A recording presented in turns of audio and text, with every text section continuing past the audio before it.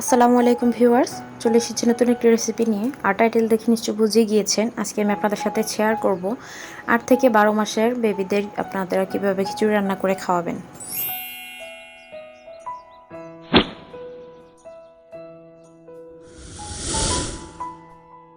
তো এখানে আমি আমার ইনগ্রিডিয়েন্টসগুলো নিয়ে নিয়েছি, তবে আপনাদেরকে ইনগ্রিডিয়েন্টসগুলো একটু দেখিয়ে দিচ্ছি। এখানে আমি নিয়েছি আলু কুচি করে, খুবই ছোট সাইজের একটা আলু আমি নিয়েছি। এখানে আমি পেঁপে নিয়েছি, আমরা তরকারিতে রান্না করার জন্য যেরকম করে দিই ঠিক তার 3টে টুকরো হবে ওইরকম নিয়েছি। আর এখানে একটা পেঁয়াজের অর্ধেকটা আমি খুব ছোট করে টুকরো করে নিয়েছি, কেটে নিয়েছি কুচি করে। আর এখানে ডাল নিয়েছি আমি, একদমই অল্প, দেখতেই পাচ্ছেন 1.5 চা চামচ হবে। আর চালটা ডালের চেয়ে একটু বেশি নিয়েছি আমি। এখানে পোলাওর চাল নিয়েছি আর নিয়েছি তেল 1 চা চামচ।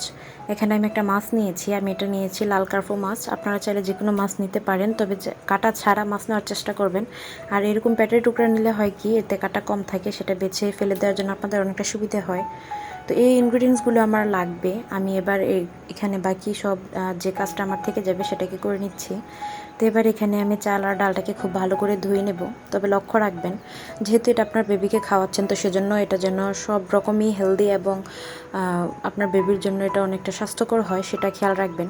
সেজন্য এটাকে চেষ্টা করবেন বিশুদ্ধ পানি দিয়ে ধোয়ার, কেননা আপনার বেবির যে খাবারটা তাকে দিচ্ছেন সেই খাবারটাই কিন্তু আপনার বেবির পেটে যাচ্ছে, আর সেটা থেকেই কিন্তু সে মেন পুষ্টিটা পাচ্ছে। তো লক্ষ্য রাখবেন বেবির খাবারের যেন কোনো রকম অবহেলা না হয়ে থাকে।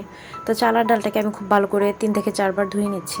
তো আমার চাল আর ডাল ধোয়া হয়ে গিয়েছে। এবার আমি যেসব ইনগ্রিডিয়েন্টসগুলো আমি আপনাদেরকে আগে দেখিয়েছিলাম সেগুলো দিয়ে দিচ্ছি। তো ভিউয়ার্স, এগুলো দিতে দিতে ছোট্ট একটা রিকোয়েস্ট করব, ভিডিওটি দেখার পর যদি আপনাদের কাছে এতটুকুও ভালো লেগে থাকে তো প্লিজ আমার চ্যানেলটি সাবস্ক্রাইব করবেন। আমি আপনাদের সাথে বিভিন্ন রেসিপি শেয়ার করে থাকি, আর মাঝে মাঝে চেষ্টা করব ছোটো বেবিদের খাওয়ানোর জন্য বিভিন্ন রেসিপি শেয়ার করার। তো আশা করছি যে ভিডিওটি আপনাদের কাছে ভালো লাগবে। আর অবশ্যই আমার চ্যানেলটি সাবস্ক্রাইব করে পাশের যে বেল আইকনটি রয়েছে তার অল অপশনে ক্লিক করে দিবেন। এতে করে এরপর আমি আর কোনো ভিডিও আপলোড করলে তার নোটিফিকেশন সাথে সাথে আপনাদের কাছে পৌঁছে যাবে।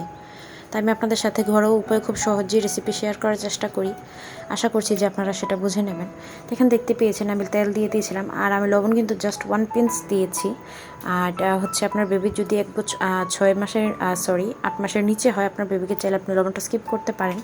তারপর আমি এখানে দিয়ে দিয়েছি মাছটা। তো এটাকে আমি চুলায় বসিয়ে দিয়েছিলাম, আর এটা দেখতে পাচ্ছেন অলরেডি ফুটে এসছে। এ পর্যায়ে এখনও কিন্তু আমি এটার মধ্যে কোনো হলুদের গুঁড়ো ইউজ করিনি, আমি হলুদের গুঁড়োটা আরও পরে ইউজ করব। তো এখানে মাছটাকে দেখতেই পাচ্ছেন যেহেতু ফুটছে, মাছটাকে আরও কিছুক্ষণ আমি বয়েল করে নিব। তো প্রায় 8 থেকে 10 মিনিট বয়েল হওয়ার পর আমি মাছটাকে এখন তুলে নেব। মাছটাকে তুলে তারপর হচ্ছে আমি মাছের থেকে কাঁটাটা ছাড়িয়ে নেব। তো সেক্ষেত্রে লক্ষ্য রাখবেন মাছের থেকে কোনো কাঁটা যেন ছেড়ে সেখানে পড়ে না যায়। আর মাছের যে চামড়াটা রয়েছে, চামড়া কিন্তু একদমই আপনার বেবিকে খাওয়াবেন না, কেননা মাছের চামড়া কিন্তু আমাদের স্বাস্থ্যের জন্য একদমই হেলদি নয়। তো কাঁটাটাকে ছাড়িয়ে নিচ্ছি, এটা হালকা একটু ঠান্ডা হওয়ার পর আমি কাঁটাটাকে ছাড়িয়ে নিচ্ছি। লক্ষ্য রাখবেন ছোটো ছোটো কাঁটাগুলো যেন ফেলে দেওয়া হয়, না হয় সেটা যদি আপনার বেবির মুখে আটকে যায় বা গলায় আটকে যায়, সেটা কিন্তু আরও বড় বেশি বিপদের কারণ হয়ে দাঁড়াবে। তো যদি আপনার বেবি 8 মাসের নিচে হয় তাহলে এক্ষেত্রে আপনি চাইলে মাছটা স্কিপ করতে পারেন। 6 থেকে 7 মাসের বেবিদের জন্য খিচুড়ির রেসিপিও কিন্তু আমি আমার চ্যানেলে শেয়ার করেছি। তো মাছের কাঁটাটা আমি বেছে নিয়েছিলাম, এবার আমি মাছটাকে এখানে দিয়ে দিয়েছি, আর এটাকে ভালো করে একটু মিশিয়ে নিব। এবার এখানে আমি দেখতে পাচ্ছেন জাস্ট 1 পিঞ্চ, আমি এখানে জাস্ট 1 চিমটি, হাতে চিমটি দিয়ে ধরলে ওইরকম হয় 1 চিমটি, এরকম একটু হলুদ আমি দিয়ে দিয়েছি জাস্ট একটু কালারের জন্য, কেননা হোয়াইট কালার হলে দেখতে হয়তো খুব বেশি একটা ভালো লাগবে না। আর এই খিচুড়িটা কিন্তু আপনি আপনার বেবিকে 8 মাস থেকে 12 মাস পর্যন্ত খাওয়াতে পারবেন। এটাকে দেখতেই পাচ্ছেন আমি ডাল ঘুটনি দিয়ে খুব ভালো করে ঘুটিয়ে নিচ্ছি। তবে আপনারা চাইলে কিন্তু এটাকে কিছুটা থকথকে রাখতে পারেন, আরও শক্ত করে রাখতে পারেন, খুব বেশি না ঘুটে। আপনাদের বাচ্চার যদি দেখা গেছে 1 বছরের কাছাকাছি হয়ে গিয়েছে, সেক্ষেত্রে আপনারা এটাকে আর একটু ঘন রাখবেন, এতে করে আপনার বেবির পেটটা ভরা থাকবে আর পুষ্টিও কিন্তু ভরপুর পাবে। আশা করছি রেসিপিটি আপনাদের কাছে ভালো লেগেছে।